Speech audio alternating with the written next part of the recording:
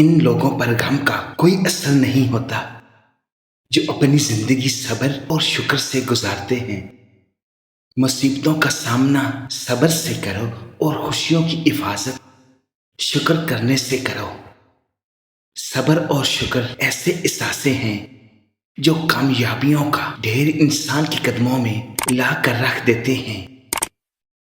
اگر کوئی تمہیں دھوکہ دے اور تمہارا ساتھ چھوڑ دے تو رونا مت، صبر اور شکر کرنا کہ خدا نے گھٹیا لوگوں کو تمہاری زندگی سے نکال دیا۔ جس مقام پر اللہ تعالیٰ سے شکوہ کرتے ہو، اصل میں وہی مقام صبر اور شکر کا ہوتا ہے۔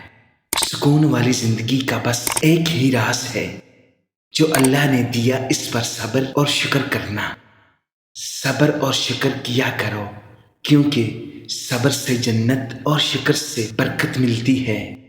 صبر ایک ایسی سواری ہے جو اپنے سوار کو گرنے نہیں دیتی، نہ کسی کے قدموں میں اور نہ کسی کی نظروں میں۔